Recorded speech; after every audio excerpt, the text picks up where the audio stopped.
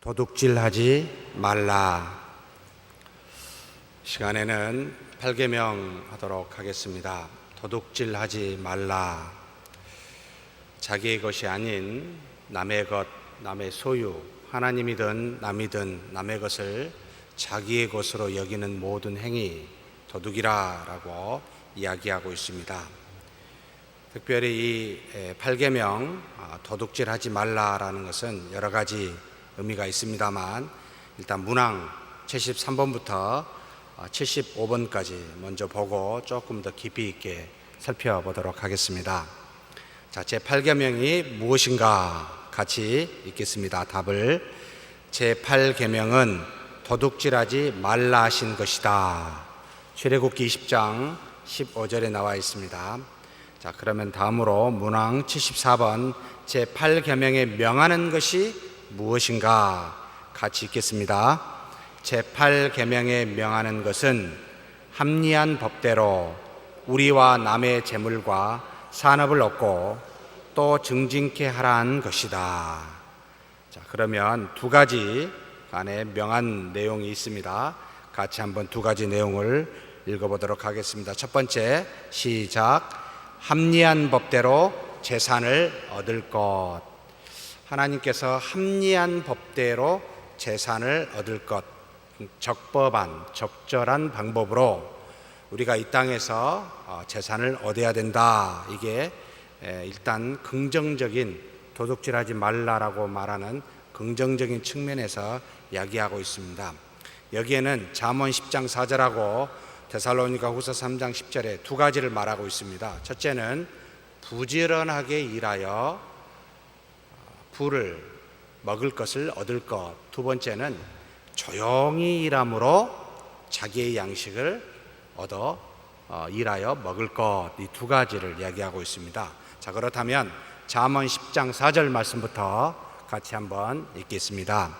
손을 게으르게 놀리는 자는 가난하게 되고 손이 부지런한 자는 부하게 되느니라. 잠언에 우리 손이 게으르게 놀리면 어떻게 됩니까? 당연히 가난하게 되고 손이 부지런한 자는 부하게 된다. 그래서 모든 부를 얻는 것은 우리 손으로 부지런히 일을 하여 부를 얻으라라고 이야기를 합니다.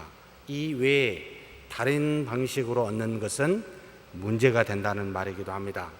긍정적으로 우리가 무언가를 얻고자 한다면 우리 손으로, 우리에게 주신 몸으로 하나님께서 주신 그 몸을 가지고 부지런하게 일을 하여야 부를 얻게 된다라고 먼저 가르치고 있습니다. 사실 이것은 하나님께서 우리 창세기에 처음에 말한 부분이기도 합니다. 하나님께서 아담과 하와를 만드시고 난 다음에, 그리고 에덴 동산을 만들어서 이 아담과 하와를 에덴 동산에 두셨습니다. 그렇게 두신 이유가 뭘까요? 라고 묻는다면 창세기 2장에 한번 보겠습니다. 창세기 2장 15절 말씀에 여호와 하나님이 그 사람을 이끌어 에덴 동산에 두어 무엇하라고요? 그것을 경작하며 지키게 하시고. 그것은 무엇을 말합니까? 에덴 동산에 하나님께서 만들어 놓은 모든 피조물을 말합니다. 하나님께서 죄를 짓기 이전부터 하나님의 형상을 따라 만든 인간에게 에덴 동산에서 살게 하신 것은 둘이 서로 마주보고 사랑하며 즐겁게 보내라 라는 뜻도 있겠지만, 그보다 더 중요한 것은 하나님이 만드신 모든 피조물, 특별히 에덴 동산에 있는 것들을 경작하라는 겁니다. 지키라는 겁니다. 주신 몸은 가만히 있으라고 있는 것이 아니라 무언가 하라고, 무언가 일하라고 이 몸을 주셨다. 그런데 무엇을 일합니까? 하나님이 만드신 피조물들을 잘 다스리라는 겁니다. 경작하라는 겁니다. 지키라는 겁니다. 하나님의 형상을 가진 하나님의 대변자로서 하나님과 같이 이 땅에 눈에 보이는 신적 존재로서 피조물들에게는 그렇습니다. 그래서 우리를 만물의 영장이라 라고 부르기도 합니다. 잘 다스리라는 겁니다. 이것이 처음에 우리에게 주신, 인간에게 주신 몸을 주신 하나님의 뜻이다라는 거. 그러면 우리는 이 땅에서 일하는 것은 곧 정신적으로 육체적으로 다 통틀어 일하는 것을 노동이라고 부른다면, 이 노동은 어떤 것이죠? 하나님으로부터 부여받은 굉장히 신성한 겁니다. 그래서 몸을 놀리지 않는다, 편히 쉰다, 이런 사람은 어떤 사람이죠? 두 종류입니다. 게으른 사람이든 죽은 사람이든. 성경에 열심히 일하여 수고하여 그것으로 먹으라, 그것으로 자기의 식물을, 부함을 찾으라라고 이야기해 주고 있습니다. 그래서 잠언 10장 4절에는 부지런하게 일하는 것이 굉장히 중요하고 그것이 우리의 부를 축적하는 중요한 수단이다. 데살로니가 후서 3장 10절에서 12절 말씀을 같이 읽겠습니다. 우리가 너희와 함께 있을 때에도 너희에게 명하기를 누구든지 일하기 싫어하거든 먹지도 말게 하라 하였더니, 우리가 들은즉 너희 가운데 게으르게 행하여 도무지 일하지 아니하고 일을 만들기만 하는 자들이 있다 하니, 이런 자들에게 우리가 명하고 주 예수 그리스도 안에서 구원하기를 조용히 일하여 자기 양식을 먹으라 하노라. 자기 자신의 양식은 누구의 손으로?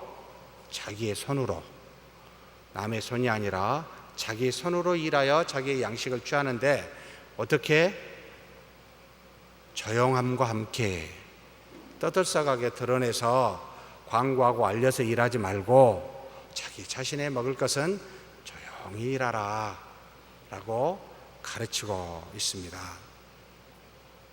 초대교회의 대부분의 공동체는 교인들입니다. 예루살렘에 첫 교회가 있었고 각지의 성령의 역사로 말미암아 처음 공동체가 형성하여 교회라라고, 에클레시아라고 불렀을 때 이 성도들의 대부분의 계층은 서민들이었습니다.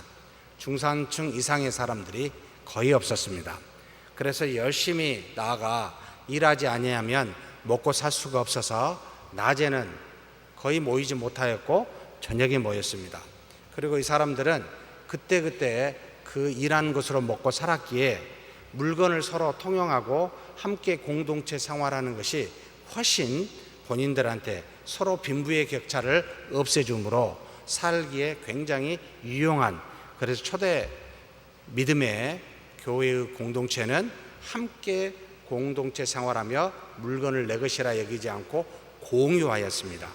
자기의 모든 재산을 다 팔아서 함께 나누어 한 사람도 어려움에 빠짐이 없도록 했습니다.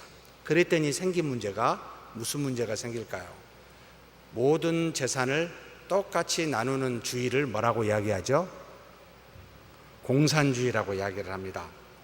우리 많은 특별히 우리 한국에 있는 분들이 6.25를 겪고 난 다음에 이 공산주의가 정치적 이념으로 이게 오역이 돼가지고 상당히 많은 오해를 사고 있습니다. 원래 공산주의는 경제적 이념입니다. 그러니까 자본주의 반대는 공산주의, 민주주의 반대는 사회주의라고 보는 것이 정확합니다. 그런데 우리가 6.25 전쟁을 통해서 공산주의가 정치적 이념화되면서 경제적 이념보다는 정치적 이념으로 전부 각인이 돼 있어가지고 공산주의 그러면 독재를 생각하는데 물건을 똑같이 나눈다는 겁니다. 그래서 공산주의자들은 서로 뭐라고 부릅니까? 동무, 이렇게 부릅니다. 다 똑같은 동무예요. 무슨 문제가 생기죠? 네? 다 똑같이 분배를 해요, 소유를. 그러니까 어떤 문제가 생깁니까? 열심히 땀 흘려서 10시간 일한 사람한테도 10만 원을 주고 저처럼 좀 뺀질거리고 게으르고 이런 사람은 눈치 봐가지고 점심시간 1시간인데 한 2시간 놀고 이래가지고 한 5시간, 6시간 일을 해도 똑같이 10만 원을 주면 여러분은 어떻게 하시겠습니까? 하나님이 보고 계시니까 반드시 10시간을 해야 되겠다 하고 나가서 성심성의껏 일한 게 아니고 우리의 타락한 본성이 그래 뭐 조금 반드시 아프면은 회사를 안 가도 되는데 이제는 아플까 말까 하면은 안 가요. 그리고 아플 것 같다 그러면 안 가요.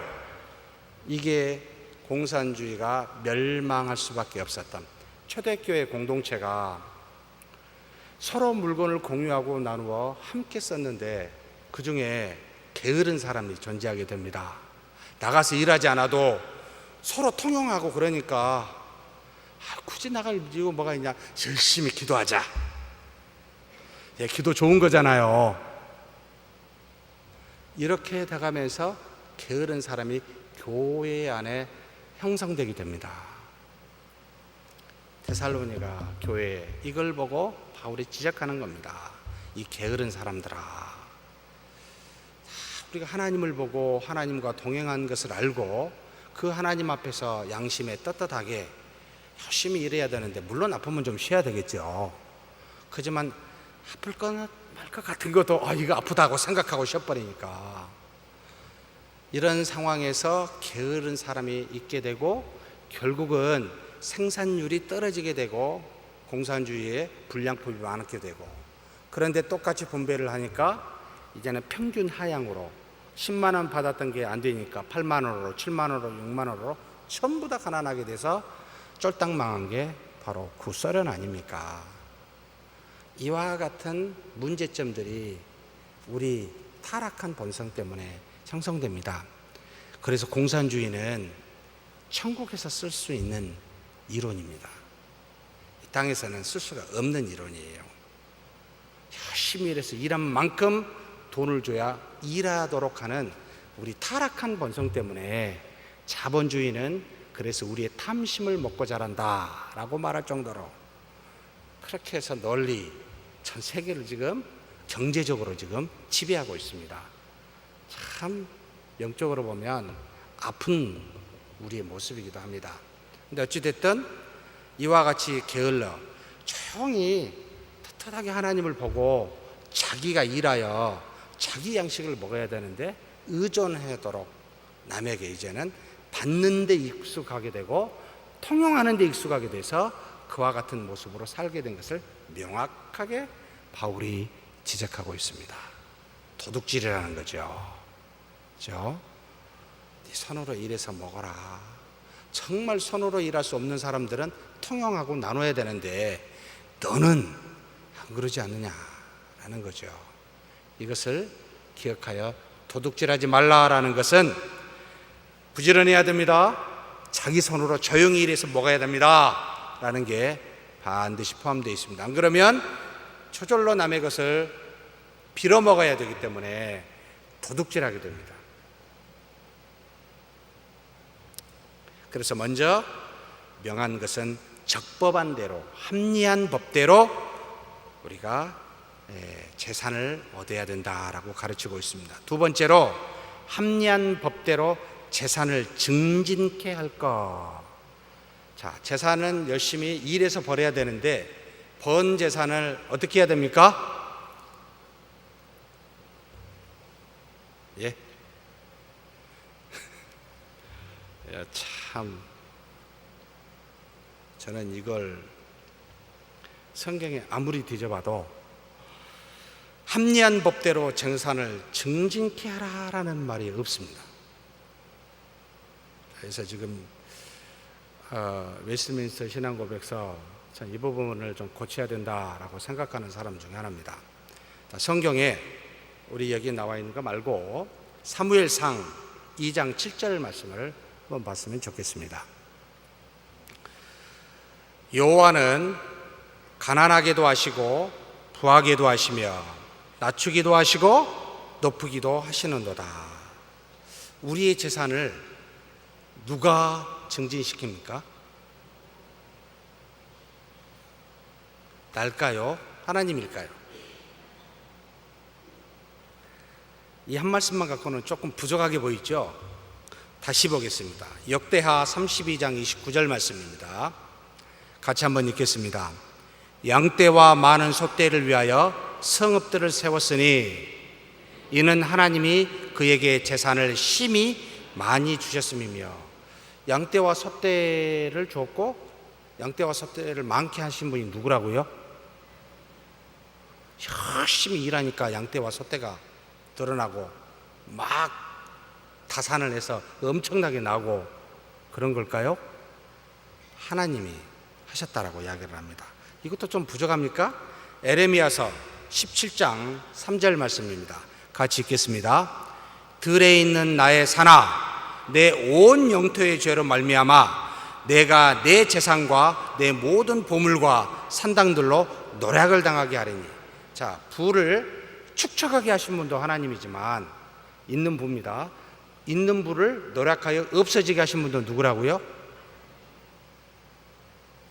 하나님이시라는 겁니다. 그렇다면 이것을 2절에 합리한 법대로 재산을 증진케 할 수 있는 일은 무엇입니까? 라고 묻는다면 답을 어떻게 해야 될까요? 하나님의 뜻에 달렸습니다. 내 재산을 증진시키고 축소시키는 것은 누구 손에? 부하게 하신 분도 하나님이시요 가난하게 하신 분도 하나님이십니다. 수고하여 열심히 일을 했는데 그 열매가 100배가 열게 하신 것도 하나님이요 30배만 열게 하실 수도 있는 것이 하나님이요 그냥 비가 하나도 안 와가지고 쫄딱 망하게 하시는 것도 하나님이십니다. 이것을 먼저 알고 있어야 됩니다. 그래서 열심히 수고하여 일을 하는 노동하는 것은 우리의 책무입니다. 그런데 주어진 자산을 많게 하거나 적게 하는 것은 우리 손 밖에 있습니다. 하나님의 능력 안에 있습니다. 그래서 여러분, 가난은 죄입니까? 아닙니까? 네? 가난은 죄입니까? 아닙니까? 부자는 죄입니까? 아닙니까? 가난과 부는 죄가 아닙니다. 전혀 상관없습니다. 하나님이 주셨어요. 자본주의 사회에서 다다익선이라는 이 논리를 따라 가난은 게으름의 상징이 되어버렸습니다. 물론 게으른 사람이 자문해 보니까 가난하기도 합니다. 그런데 모든 가난한 사람은 다 게을러서 죄인이라고 죄인 취급받는 이 자본주의, 저는 너무 싫어합니다.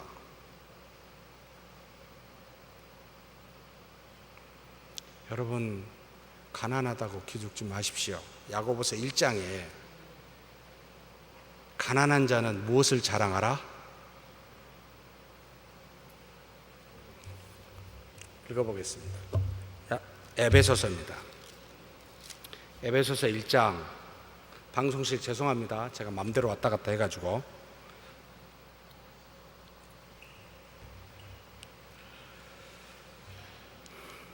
죄송합니다. 에베소서가 아니고 야고보서죠.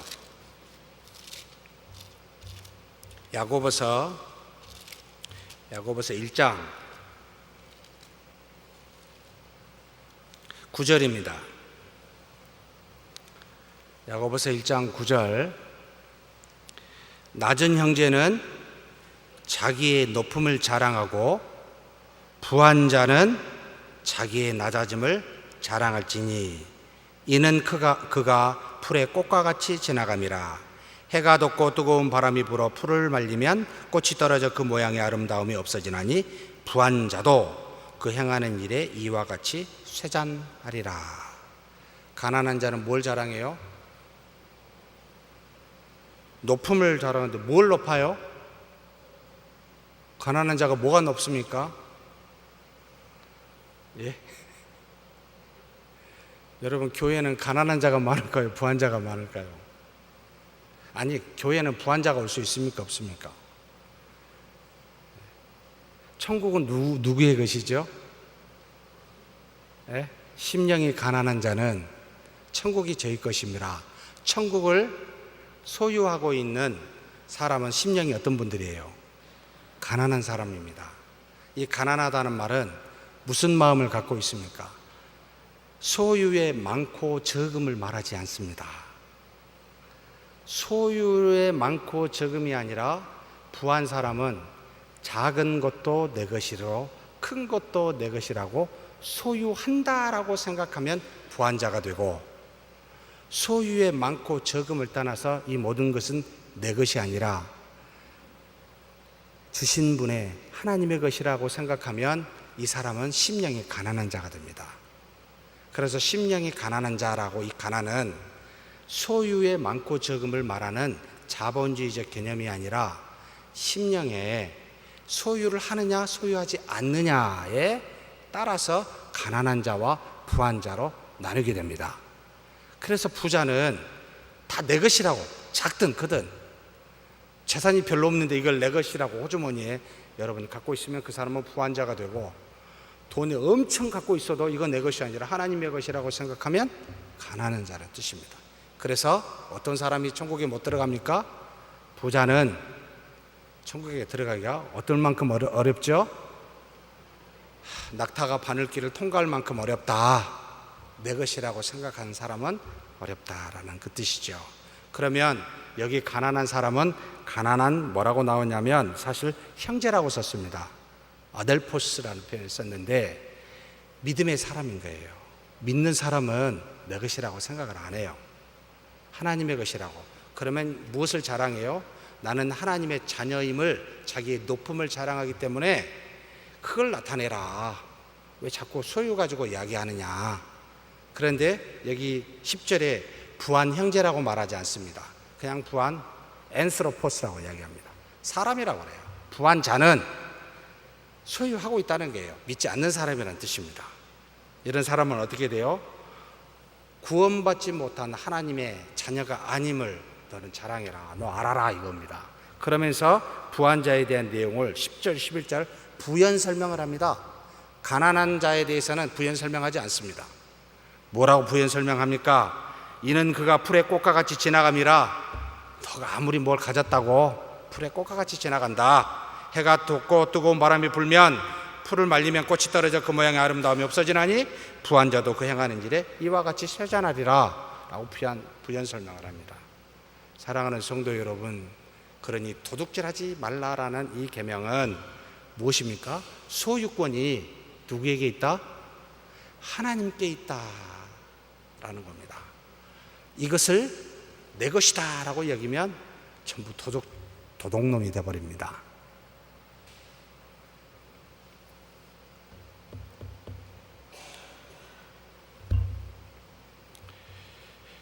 그래서 합리한 법대로 재산을 증진하는 것은 전적으로 부하게 하신 것도 하나님이시요 가난하게 하신 것도 하나님이심을 믿고, 내가 자랑할 것은 내게 소유되어진 뭔가 내가 갖고 있는 것이 아니라 지금 나된 것, being입니다. being. 나의 존재 자체에 하나님의 자녀임을 귀히 여기고 존중히 여기고 그것을 감사히 여긴다는 겁니다. 이런 사람이 세상이 감당치 못한 사람이라고 성경은 이야기합니다. 전부 하나님의 것이다. 그래서 성경에 수없이 말을 합니다.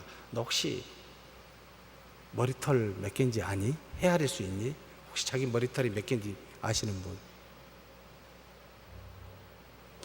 여러분 근심하고 염려하면 키를 한 자라도 더 할 수 있습니까? 혹시 막 고민하겠더니 한 자 잘하시는 분 있으십니까? 없잖아요. 다 누가 하신다는 거죠. 여러분 흰머리 뽑다가 이제 포기해가지고 이제 염색합니다. 막을 수 있습니까? 주름을 그냥 막 뭘로 민대대요. 없애보려고 막아집니까? 지연시킬 수는 있을지 모르겠습니다. 안 되잖아요. 우리가 갖고 있는 이 몸이라 할지라도 우리의 뜻대로 할 수 없습니다. 여러분 모든 장례식에 갈 때마다 느끼는 거죠. 하나님이 언제 부르실지 알고 계십니까? 모르시잖아요. 도대체 우리가 우리 것이라고 소유할 수 있는 것이 무엇이 있습니까? 한번 이야기해 주십시오. 생각? 화장실 들어갈 때하고 나올 때하고 같습니까? 우리 아이들이 보고 싶어서 왔으면 좋겠다 하는데 온 즉시 빨리 꺼졌으면 좋겠다. 순식간에 받게 돼요, 마음이. 진짜 참 마음대로 안 되대요, 그런 게. 사랑하지만 역시 나도 인간이다. 마음이 순식간에 바뀝니다. 무엇을 잡을 수 있습니까, 혹시? 한번 이야기해 줘 보십시오. 그런데 우리는 굉장히 붙잡으려고 합니다. 소유하려고 합니다. 그래서 제발 좀 도둑질 하지 말아라. 내게 아니잖아. 라고 하나님이 우리에게 지금 가르쳐 주신 거죠. 소유할 수가 없는데 소유하려고 하니까 힘이 들죠. 이것을 불교 용어로 집착이라고 합니다. 모든 괴로움은 여기서 나온다고 불교 용어에서 그렇죠. 하나님의 뜻에 달렸습니다. 자, 그렇다면 문제 75번 8계명에 금하는 것이 무엇입니까? 라고 물었습니다. 첫째로 답을 한번 읽겠습니다. 자, 시작. 제8계명에 금하는 것은 우리와 남의 재물과 산업을 불이하게 방해하거나 혹 방해될 만한 일이다. 참 말이 되게 어려워서 저도 잘 모르겠습니다. 그냥 1, 2, 3번 이것으로 같이 보도록 하겠습니다. 1번 시작. 재산을 불이하게 얻는 것을 도둑질하지 말라라고 금하는 내용 중에 하나입니다. 잠언 21장 6절입니다. 총 재산을 불이하게 하는 방법이 한 4가지 정도가 있습니다. 첫째는 사기, 거짓말에서 얻는 방법. 둘째, 강탈, 억지로 얻는 방법. 세 번째, 도둑, 살짝 훔치는 방법. 네 번째, 변리, 꾸어주어 이자로 이득을 취하는 방법. 이 4가지를 하지 말라 성경에서 가르칩니다. 자, 그러면 첫 번째 잠언 21장 6절 같이 한번 읽겠습니다. 속이는 말로 재물을 모으는 것은 죽음을 구하는 것이라 곧 불려다니는 앙겐이라. 여러분 사기치지 마십시다. 여기 사기치신 분 안 계시겠죠? 거짓말하여 자신의 이득을 취하지 마십시다. 이것이 도둑질하지 말라라는 말씀입니다.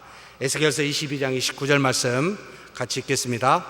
이 땅 백성은 포악하고 강탈을 일삼고 가난하고 궁핍한 자를 압제하고 나그네를 부당하게 학대하였으므로 하나님께서 이스라엘 백성이 우상을 숭배하여 영적으로 타락하고 육체적으로는 이와 같은 악함들, 남의 물건을 강탈하고 가난한 자 나그네를 압제한 것을 기억하시고 멸망시키셨다라고 나오는데, 바로 하나님 앞에서 억지로 남의 것을 취하려고 하는 이 행위는 뭐요?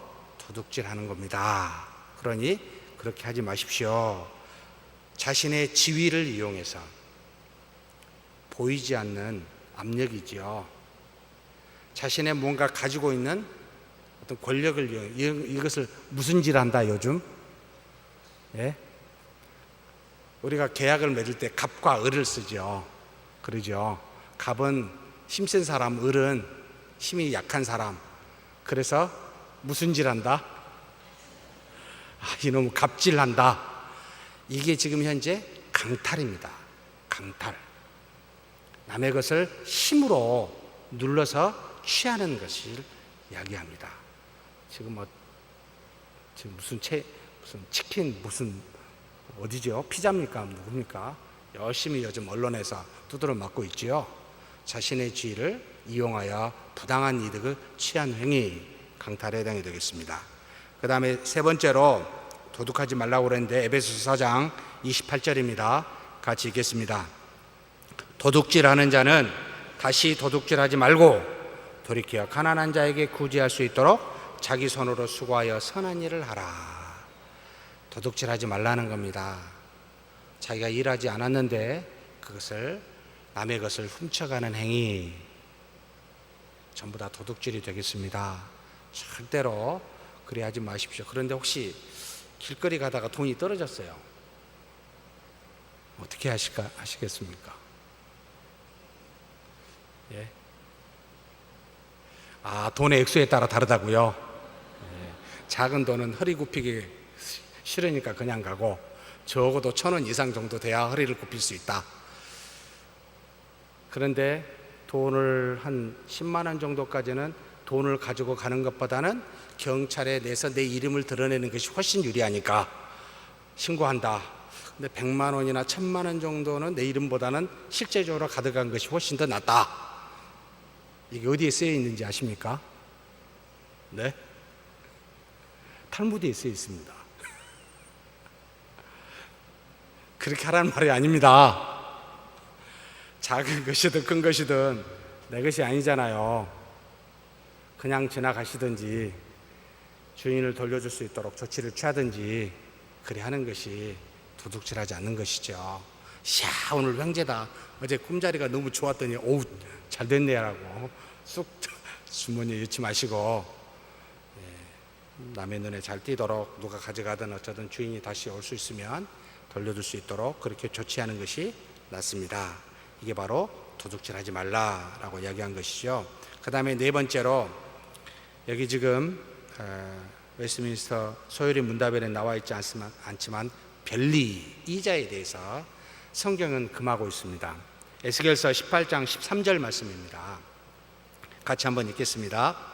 변리를 위하여 구워주거나 이자를 받거나 할진대 그가 살겠느냐? 결코 살지 못하리니 이 모든 가증한 일을 행하였은즉 반드시 죽을지라. 자기의 피가 자기에게로 돌아가리라. 굉장히 엄정하게 말합니다. 같은 이스라엘 택한 백성에게 돈을 구워주어 그것으로 뭔가 이자를 남겨 이익을 얻으려는 것 금하고 있습니다. 별일을 하지 말라는 겁니다.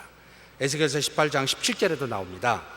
손을 금하여 가난한 자를 압제하지 아니하며 변리나 이자를 받지 아니하여 내 규례를 지키며 내 율례를 행할진대 이 사람은 그의 아버지의 죄악으로 죽지 아니하고 반드시 살겠고. 안 하는 사람을 하나님께서 살리신다는 겁니다. 여러분, 그래서 이자로 돈을 버는 행위, 그러면 은행에다가 돈을 내놔가지고 이자 받는 건 어떻게 합니까? 예? 저와 여러분이 의도하지 않잖아요. 사람에게 빌려주어 이자를 받는 행위는 그 사람의 재물을 가져야 될 것을 내가 어찌 보면 빼앗는 것이 되기 때문에 하지 말라는 겁니다. 그러나 은행이나 이런 데는 누구의 것인지 모르겠지만 저절로 생겨가지고 막을 수는 없고, 그건 우리의 잘못이라고 보이지는 않습니다.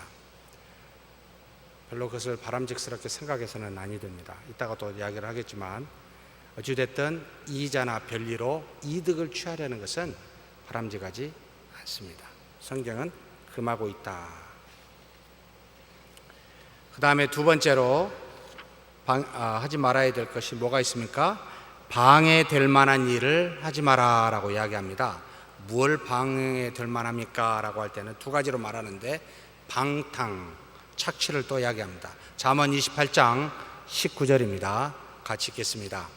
자기의 토지를 경작하는 자는 먹을 것이 많으려니와 방탕을 따르는 자는 궁핍함이 많으리라. 이 땅에 살면서 하나님이 주신 몸을 가지고 자기의 몸을 위하여 자기가 일하여 먹고 부지런하라고 이야기했는데, 방탕하게 하는 것은 곧 하나님이 주신 원래 의도를 안 하는 것이기 때문에 이것 또한 도둑질하는 겁니다. 그래서 이와 같은 것도 금지, 잘못된 것이다. 그래서 이 땅에서 일하지 아니하고 생활하려고 하는 것, 즐기려고 하는 것, 쾌락을 쫓는 것 전체를 묶어서 방탕이라고 말하는데, 이 모든 것은 전부가 다 도둑질하는 것이라는 겁니다. 성경에서 금합니다. 방탕. 결국은 자신에게 궁핍함이 온다라고 가르치고 있죠. 그 다음에 야고보서 5장 4절 말씀 같이 읽겠습니다. 보라, 너희 밭에서 추수한 품꾼에게 주지 아니한 싹시 소리 지르며 그 추수한 자의 우는 소리가 만군의 주의 귀에 들렸느니라. 마땅히 일한 만큼 줘야 되는데 일한 만큼 주지 않는 것. 여러분 혹시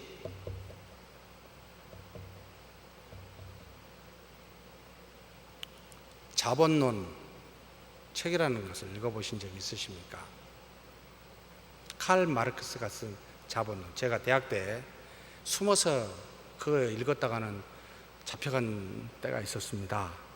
국가에서 그건 불순한 책이었기 때문에 읽으면 안 돼. 지금이야 마음껏 읽을 수가 있는 시대가 되었습니다만 숨어서 보고 참 많은 생각을 한 적이 있었습니다만 그게 뭐가 쓰여 있는지 아십니까? 자본가와 노동가 사이에 자본가가 부를 축적하는 방식이 두 가지가 있습니다. 일반적으로 정상적으로 임금을 줘야 되는데, 그러니까 임금이라고 책정을 할 때는 자본을 투자하는 자본가의 비율과 노동자가 투자하는 노동의 비율이 적정하게 산정이 되어서 공평하게 분리가 되어야 되는데, 이 공평한 분리가 현재 자유시장 경제에서는 불가능하다. 모든 결정은 둘이 서로 협력해서 결정하는 것이 아니라 일방적으로 자본가가 결정하기 때문에 이 모든 봉급의 노동력만큼의 대가를 받을 수 있는 그런 사회는 세상에 없다라고 해서 칼 마르크스의 그 자본론에 철저하게 비판했었던 내용입니다. 그래서 정당한 임금을 주지 아니하고 부당하게 그 임금을 적게 주어 자본가가 더 이득을 받는 행위, 이게 부를 축적하는 자본가의 첫 번째 방식이요. 두 번째는 잉여 노동이라고 합니다. 8시간 일을 해야 되는데 10시간을 시킨다는 겁니다. 그래서 이 2시간만큼 일한 것을 이 자본가가 착취함으로 말미암아 부를 축적하는 두 가지 방식이 있기 때문에 절대로 시장은 가만히 두면 보이지 않는 손에 의해서 수요와 공급에 따라 적정한 가격 결정이 이루어진다. 웃긴 짜장 같은 소리 하고 있습니다. 아니에요 라고 아주 예리하게 칼 마르크스가 이 책을 써서 참 한 7권짜리인데 5권 쓰다가 2권은 못 쓰고 죽게 됩니다만 굉장히 날카롭게 현실적으로 비판했죠. 영국 사람입니다. 칼 마르크스가. 이것을 보면서 사람이 위에 있는 위치에서 노동력을 탈취함으로 말미암아 또는 임금을 탈취함으로 말미암아 정당하게 가야 될 것을 탈취하는 것, 성경에서 여기 금하고 있습니다. 약속한 만큼 또는 정당하게 대우를 해줘야 됩니다.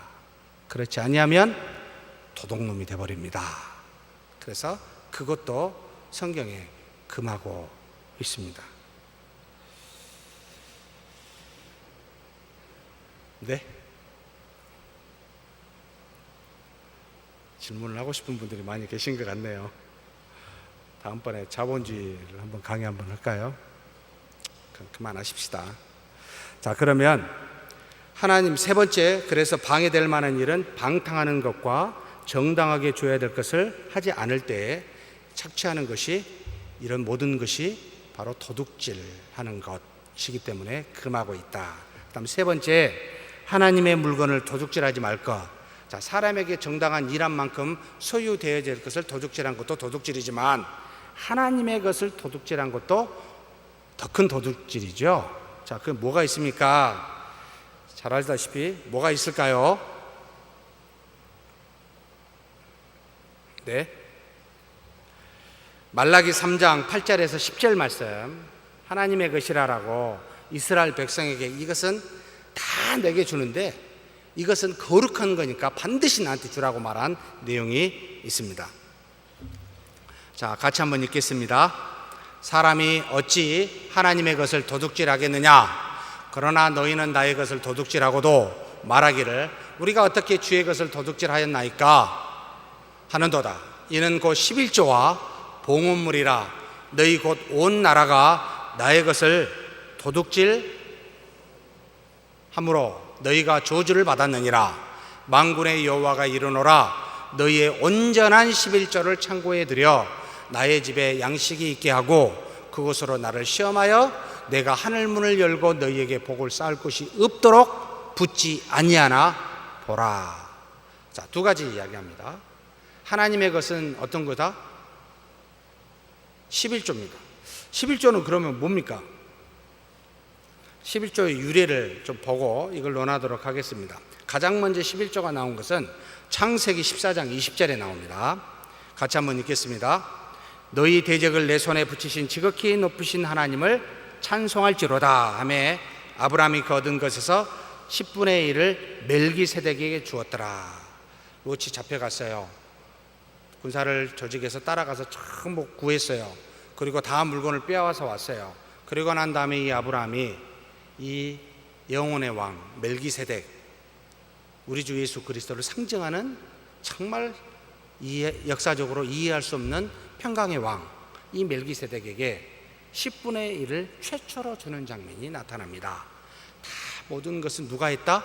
하나님이 하셨기에 하나님께 일부를 구별하여 드리는 것이 명령하지 않았어도 자발적으로 한 것이 나옵니다. 창세기 28장 22절에서도 자발적으로 한 것이 나옵니다. 내가 기둥으로 세운 이 돌이 하나님의 집이 될 것이요, 같이 읽습니다. 하나님께서 내게 주신 모든 것에서 10분의 1을 내가 반드시 하나님께 드리겠나이다. 야곱이 라반의 집으로 가기 전에 그 베델레라고 하는 곳에 하나님의 집이죠. 기도하면서 이곳에서 집을 세우겠다 하고 한 가지 더 약속한 게 뭐요? 모든 것에 10분의 1, 하나님이 내게 주신 모든 것에서 10분의 1을 하나님께 반드시 드리겠습니다. 믿음의 표현입니다. 11조는 하나님께서 모세의 율법을 통해 주시기 이전에 믿음의 표현으로 전부가 다 하나님이 주신 것인데 이것을 인정하고 이 하나님의 것인 줄 알고 믿음으로 구별하여 드리는 것이 11조입니다. 그래서 11조의 유래를 율법에서만 찾으면 곤란하게 됩니다. 왜 이런 표현을 하냐면 어떤 학자들이 11조는 예수 그리스도가 이 땅에 오심으로 모든 율법의 제사와 예식을 다 폐하였으므로 11조도 폐하였습니다 라고 가르치는 경우가 있어서 11조는 그 이전에부터 존재하고 하나님께 우리의 믿음을 고백하는 것으로 나타나 있기 때문에 그제나 지금이나 율법이 있기 전이나 이후나 하나님이 모든 것의 소유주이시기 때문에 만물의 주제이시기 때문에 그 중에 일부를 구별하여 하나님께 드리는 믿음의 표현이 10분의 1이다라는 걸 기억하시라는 뜻입니다. 그래서 율법을 통해 레위기서 27장 30절 명령한 게 있습니다. 두 가지 종류입니다. 그리고 그 땅의 10분의 1, 곧 그 땅의 곡식이나 나무의 열매는 그 10분의 1은 여호와의 것이라고 곡물에 대해서 이야기하고 있고, 레위기 27장 32절에는 모든 소나 양의 11조는 목자의 지팡이 아래로 통과한 것의 10번째의 것마다 여호와의 성물이 되리라고 해서 동물과 곡물을 11조로 엄격하게 드릴 것을 하나님께서 모세를 통하여 명령하셨습니다. 왜 그랬겠습니까? 물질을 자꾸 보면 무슨 마음이 듭니까? 견물생심이라 마음이 없는 게 생깁니다. 탐심이 생깁니다. 소유하고 싶습니다. 하나님의 것이 아니라 내 것이라고 생각이 됩니다. 이것을 막기 위하여 주신 하나님이 훨씬 중요하다는 걸 알도록 하기 위하여 결국 하나님을 버리고 물질로 말미암아 멸망당할까 봐 하나님의 택한 백성은 특별하게 10분의 1을 드려 하나님의 백성이요 나는 하나님을 믿고 사는 하나님의 역사하심 속에 사는 그런 사람입니다 라는 걸 고백하는 그와 같은 믿음을 요청하기 위하여 바로 10분의 1이 11조가 생겼습니다. 그래서 신명기 14장 22절에서 23절에 너는 마땅히 매년 토지의 소산에 11조를 드릴 것이며 내 하나님 여호와 앞 곧 여호와께서 그의 이름을 두시려고 택하신 곳에서 내 곡식과 포도주와 기름의 11조를 먹으며 또 내 소와 양의 처음 난 것을 먹고 내 하나님 여호와 경외하기를 항상 배울 것이니라. 무엇보다도 더 중요한 것은 11조에 관련된 것은 신약에도 있습니다. 마태복음 23장 23절에 말씀해 있습니다. 같이 한번 읽겠습니다. 화 있을진저 외식하는 서기관들과 바리새인들이여 너희가 박하와 회양과 근처의 11조는 들이되 율법에 더 중한 바 정의와 긍휼과 믿음은 버렸도다. 그러나 어떻게 하라고요? 이것은 행하지 말고 저것은 행해라. 자, 바리새인들이 어떤 모습을 가지고 있냐면 굉장히 재밌습니다. 지금 이런 것을 사용하지 않죠. 박하, 회양, 근체, 이게 뭔지 아십니까? 음식을 할 때 조미료입니다. 또는 어떤 약재에 쓰기도 합니다. 음식을 할 때 이 조미료를 넣을 때마다 이스라엘 백성, 바리새인들의 가족은 조미료를 넣은 것의 10분의 1을 떼가지고 이건 하나님께 드려야 돼 넣고 조미료를 넣습니다. 그러면 나머지 것은 11조를 할까요, 안 할까요? 엄격하게 합니다. 음식에 들어가는 조미료까지도 10분의 1을 떼어서 하나님께 드리는 이 바리새인들, 이건 어디에 명령, 성경에 혹시 그런 거 보셨어요? 모세오경이라고 하는 율법서에는 나와 있지 않는데 그들이 구전으로 하고 있는 미시라라고 하는 모세가 눈으로 보여지는 글자로 준 율법만 준 것이 아니라 입으로 전달해 준 율법도 있다 라고 해서 이것까지 받아들여 적어 놓은 것이 미시라라고 있습니다. 이것에가 나와 있습니다. 그래서 바리새인들은 두 개를 다 믿어요. 철저하게 하나님 앞에 11조를 드리고 또한 주일 안식일을 지키는 그와 같은 명령들을 지켜갑니다. 그런 그들을 보고 예수님께서 뭐라고? 화 있을진저 외식하는 자들, 서기관들과 바리새인들이 너희가 박하와 회양과 근처의 11조는 들이되 뭘 안 해요? 율법에 더 중한 바 정의와 긍휼과 믿음은 버렸도다. 형태와 양식은 드러내는데 정신이 없다는 겁니다. 정의와 긍휼과 믿음은 버려버린 너희들. 그래서 외식하는 자들인데, 그러면 무엇을 해야 됩니까? 어떻게 해야 됩니까? 라고 하니까 이것도 행하고, 이것은 뭘 말하죠? 예? 박하와 회양과 근처의 11조도 행하고 또 못하라고요. 저것도 버리지 말아라. 뭐요? 정의와 긍휼과 믿음도 지키라. 진짜 너무하네요. 참 뭐 어떻게 하라고요?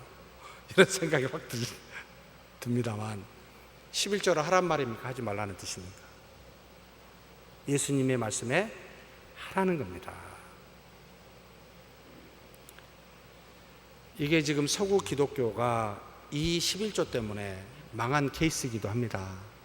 대부분의 서구 기독교가 11조 외에 다른 헌금으로 드려도 된다라고 생각하여 심각한 신앙적 훼손을 가져오게 되었습니다. 그러나 우리 한국교회만큼은 아직 이 11조의 전통이 그대로 남아있어서 참 감사하기도 합니다. 성경에 율법 이전에도 있었고 율법에 명하였고 율법에 폐한 다음에 그리스도의 말씀으로도 11조는 존재합니다. 그러니 11조에 대해서 여러분 도적질하지 마십시다 라고, 도적질하지 말라라고 다시 말라기서로 돌아가서 다시 한번 읽겠습니다. 사람이 어찌 시간이 이렇게 됐군요. 죄송합니다. 11조 이것만 읽고 마치겠습니다. 사람이 어찌 하나님의 것을 도둑질하겠느냐? 그러나 너희는 나의 것을 도둑질하고도 말하기를 우리가 어떻게 주의 것을 도둑질하였나이까 하는도다. 이는 곧 11조와 봉헌물이라. 너희 곧 온 나라가 나의 것을 도둑질하였으므로 너희가 저주를 받았느니라. 만군의 여호와가 이르노라. 너희의 온전한 11조를 창고에 들여 나의 집에 양식이 있게 하고 그곳으로 나를 시험하여 내가 하늘 문을 열고 너희에게 복을 쌓을 것이 없도록 붙지 아니하나 보라. 자, 11조는 하나님의 것이기도 하고 첫 번째 가르침은, 두 번째 가르침은 11조를 하면 하나님께서 어떻게 하신다고요? 예? 하늘 문을 열고 너희에게 복을 쌓을 것이 없도록 붙지 아니하나 보라고, 시험해 보라는 뜻입니다. 믿으십니까? 11조를 우리 교회에서 얼마나 잘 드리는지 제가 점검을 하고 있습니다. 신앙의 척도는 두 가지입니다. 주일날 온전히 오전 오후 예배를 드리고 있는가? 두 번째, 하나님께 드려야 될 11조는 드리고 있는가? 우리 성도님들의 신앙의 수준이 하도 궁금해서 제가 한 달 전부터 들여다보고 있습니다. 저 혼자. 사랑하는 성도 여러분, 제가 밝히기 어려울 정도로 정말 심각합니다. 정말 좀 부끄럽지 않게 살았으면 좋겠습니다. 하나님을 보고 믿음으로 사는 우리입니다. 사람 보고 살지 않지 않습니까? 그렇다면 여러분, 하나님을 한번 시험해 보십시오. 우리에게 과연 쌓을 곳이 없을 정도 붙지 아니하나 11조를 한번 드리십시오. 정확하게, 아니 차고 넘치게, 계산하기 곤란하면 더 넘치게.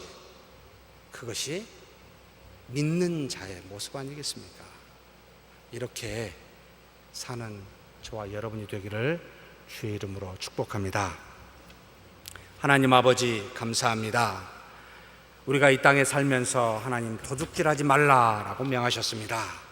성실히 조용히 나의 몸을 위하여 내가 일하는, 노동하는 우리가 되게 하여 주옵소서. 다른 그 무엇으로 부를 축적하지 아니하고 근면하며 일하는 그런 것으로 우리의 부를 쌓되, 우리에게 주신 그 소유물이 우리의 것이 아니라 하나님의 것이오니 많게도 하실 수 있고 적게도 하실 수 있는 분이 하나님의 손에 있는 줄 알고 주신 대로 감사하며 사는 우리 모두가 되게 하여 주옵소서. 그러나 우리가 이 땅에 살면서 하나님의 것인 11조를 도둑질하지 않도록 붙들어 주옵소서. 그렇게 믿음으로 사는 우리 모두가 되어 하나님께 쌓을 것이 없을 정도로 하나님의 복을 정말 경험하는 그런 우리 모두가 되도록 역사하여 주시옵소서. 감사하고 우리 주님 예수님의 이름으로 기도하옵나이다. 아멘.